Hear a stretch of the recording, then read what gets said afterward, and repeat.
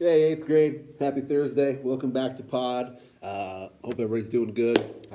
I miss seeing you guys in Pod. You probably don't miss that, but we'll keep doing these videos as long as we have to. So let's jump right into the announcements, reminders portion of today's Pod video, shall we? So every week I want to remind you about one aspect of being hashtag future ready. Remember, that's what we have as kind of our student profile, what we hope you are now or grow into. All right. The A stands for people who accept challenges and commit to growth. Meaning, you have this picture up here that I think it was 2 years ago we talked a little bit about in Pod, the learning pit. Anybody who spent time in school in Pocatello knows a little bit about the learning pit. But I also think a better analogy is my daughter Zoe. She's 7. Wants to learn how to dive into a pool, but she's scared. So I just have this vision of her standing on the edge, a little reluctant to jump in. So just know that future ready people have to be able to say, you know what, this is going to be challenging and difficult, but there's no reward if you don't put in some risk. Anything worth doing takes a little bit of bravery, and you just have to put yourself out there. So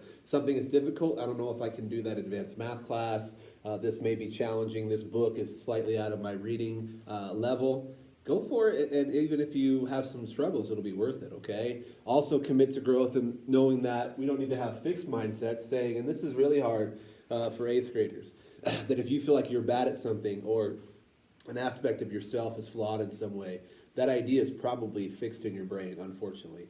You can still have time to make it more of a growth mindset. Remember, it's not as easy as this, but that can be boiled down to the idea of I can't do this is a fixed mindset, or I can do this and I'm awesome, versus the growth mindset of I can't do this yet. Okay, so you want to have those challenges and accept them and welcome them because you know that's how you will grow. Okay, so that's a future ready student. You guys know on Monday we switched to our new classes, our Flex 2 classes and our B elective. So that midterm report that went home today. I'm filming this for tomorrow, so whatever. Yeah, that went home on Wednesday. It was only part way through. If they were A classes or Flex 1 classes, those grades are done. But your core classes are only halfway through, okay? So time to improve if you want. And just remember with your electives that they're only 6 weeks long in any A, B class or Flex class, and that goes really fast. So we've been pretty picky about not letting people transfer because it may have something to do with wanting to hang out with your friends, all right? But you go through them pretty quick, and so if it's not ideal, remember we got many more sessions that you may get the flex that you're hoping for, all right? Finally, last week on Thursday, I believe, our head groundskeeper came and said that this was the messiest that he had seen our outside campus, which was a phone call or a visit. He came over and talked to me. That made me a little angry, a little disappointed. We have a school that's had some work put in. The taxpayers really paid for our new inside look, which looks really good. Hey, Caesar, come on in. That's Mr. Romero making a quick cameo. Miss Foster might come in too. But I know the outside looks the same, but we have a chance, and you as eighth graders definitely do. Things are looking good, and you're older, all right? So we're allowing you to eat outside a little bit because of COVID spacing issues. But put your garbage away. That doesn't make you tough or anything. It just makes you lazy and dirty. And laziness and dirtiness are two of my least favorite things. And if I catch you doing stuff like that, leaving trash around, it's not going to be good for you. And then you guys don't have to go off campus. All right? So what we need is more people who say, yeah, I'm just going to go put that in the garbage. I know it's not always your fault. The way our campus is, things sometimes blow onto the campus, especially out by the track. But if you see something or see somebody, let's do a little bit of healthy reminders. Is not mean. Say, hey, how about you throw that away? Or you maybe see something that's not too gross that you feel comfortable picking up. Please do so because let's make this place look good because it's really not my school, not the teacher school. You guys have put in 2.5 years here. It's just as much your school as anybody else's. So let's take care of it. Okay? Cool. Last week we talked about the first decision. Hey, remember, we're talking about 6 big decisions as 8th graders in Pod. First one is school. So we kind of took a little, if you remember right, what do we call it? Checkup.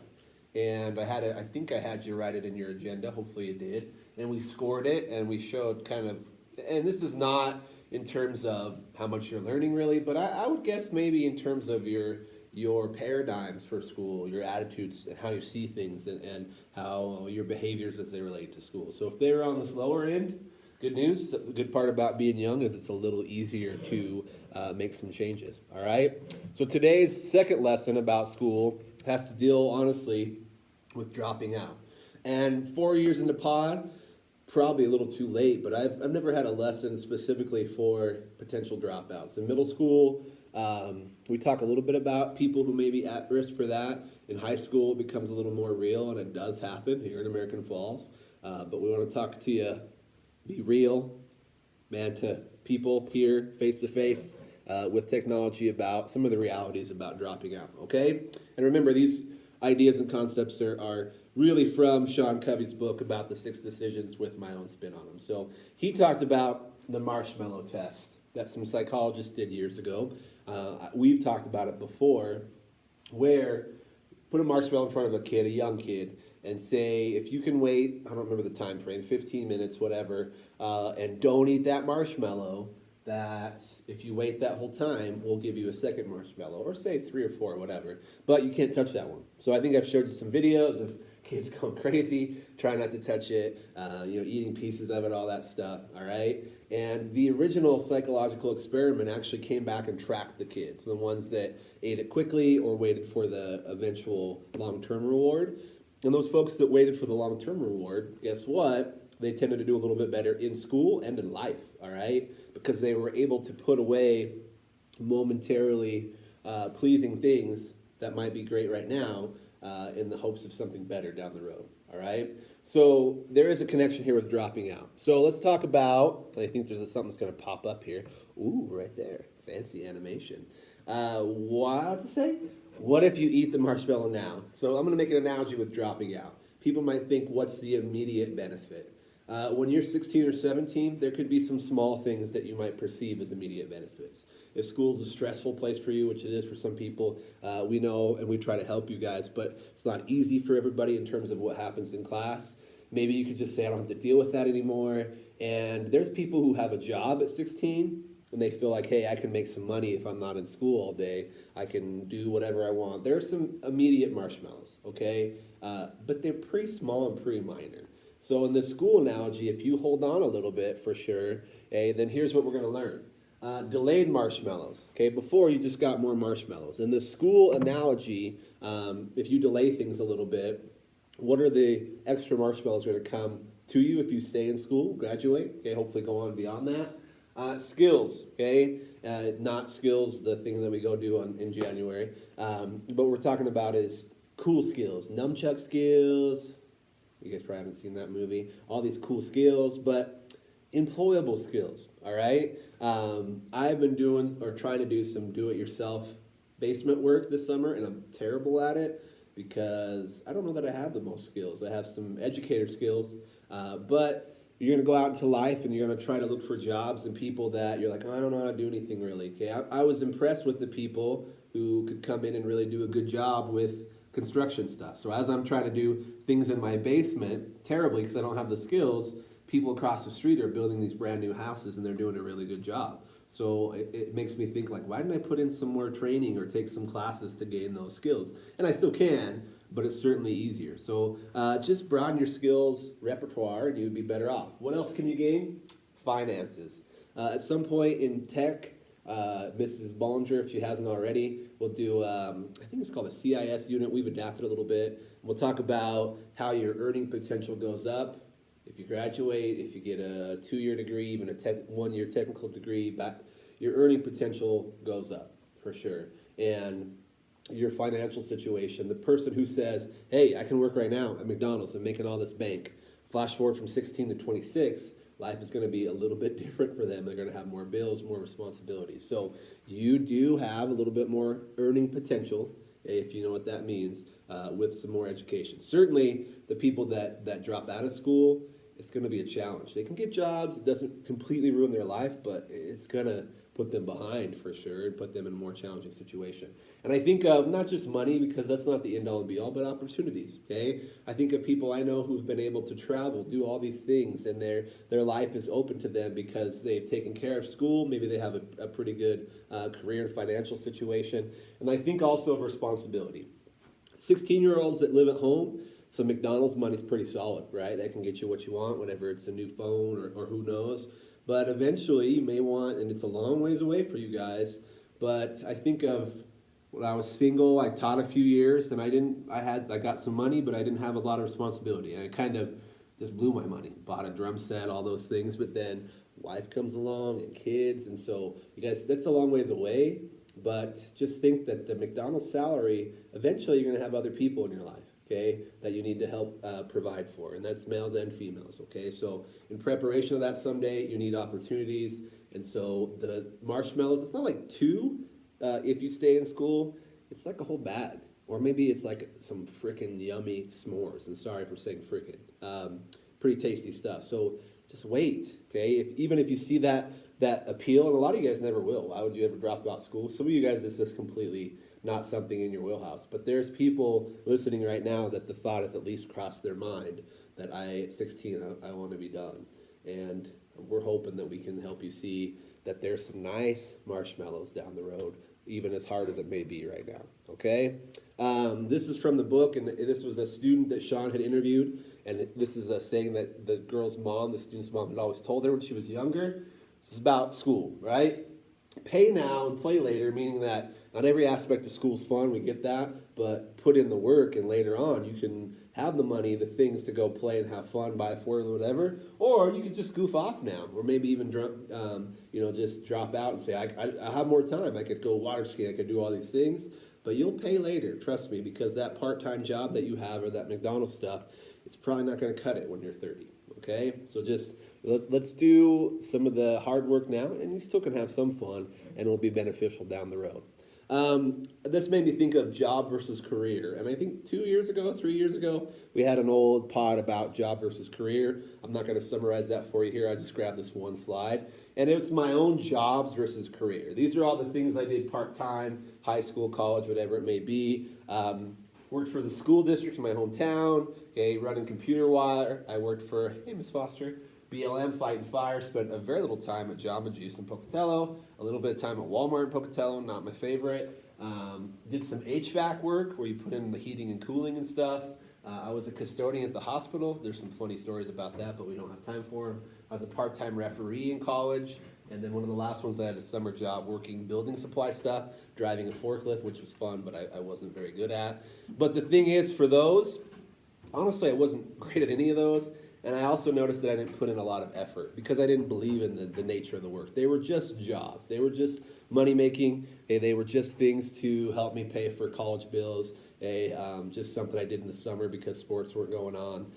But the difference is when I have a career, which is in school, I believe in the purpose of that. It's meaningful to me. Okay, yes, it pays a bit more, but it's something that I have that I want to do for a long time. And your career will be different, but I want for you guys to realize that graduating high school and maybe getting some kind of post-secondary helps lead to careers, which are just so much better than the job, which is about paying bills, and it's really just, you probably hate it. Careers, there's days that my job is challenging, but what's good is I love it overall, and it makes all the hard work worth it, and that's what we want for you. So stay in school so you can not have a job, but a career, all right?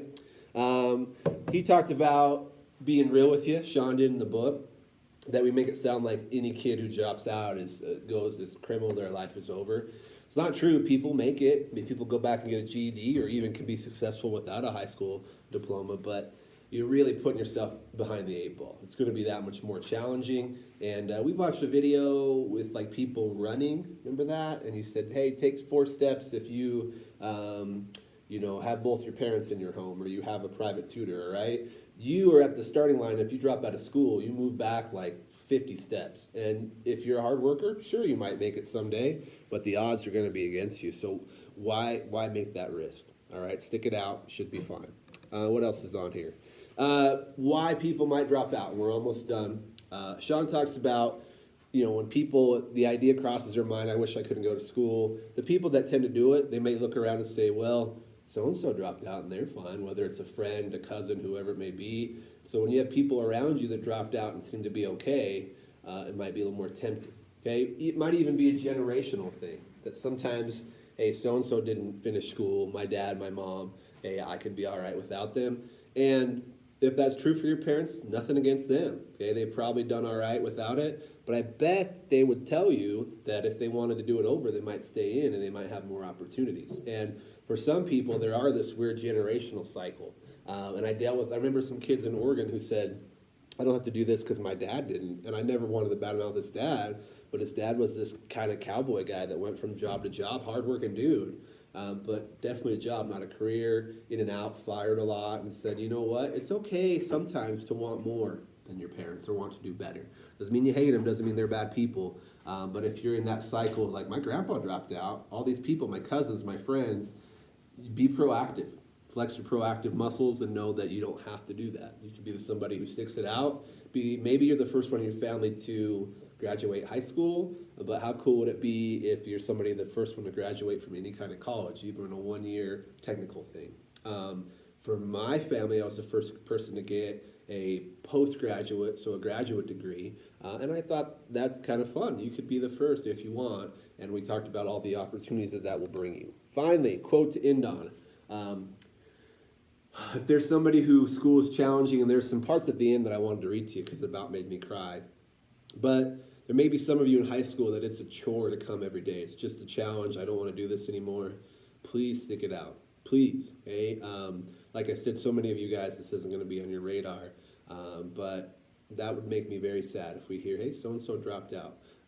Stick it out. Wait for those eventual marshmallows, and ask for help if you need it from anybody in your life at school, and say, if you are a sophomore, freshman, I'm thinking about dropping out, reach out. Even if it's me, and you don't really see us anymore, or a homeroom teacher or anybody at middle school, we don't want that to happen to you. Because again, you put yourself way behind in the kind of race of life. Quote to end on is from the GOAT, Jordan. And I won't get into debates with basketball people. I don't know what Jordan Portillo thinks about this in Austin, but I have Jordan 1 and LeBron 2. It's a whole other basketball thing. But you guys have probably heard the name Michael Jordan, okay, pretty famous person. And he said, it's not particularly eloquent, his quote. Okay, he's not a wordsmith, I don't think, but he said, no brain, no gain, stay in school. Okay, somebody who, he actually left early from college to go to the pros, one of the first people to do that, but went back and finished his degree, okay? And even after his playing days, he's one of the first players that became an owner of an NBA franchise. So delay the little temporary pleasures of, hey, I can get a job at 16 or I can do this, for those eventual much better rewarding marshmallows that will be down the road. So thanks for listening today. Have a great Thursday. I hope to see you guys soon. Have a good one.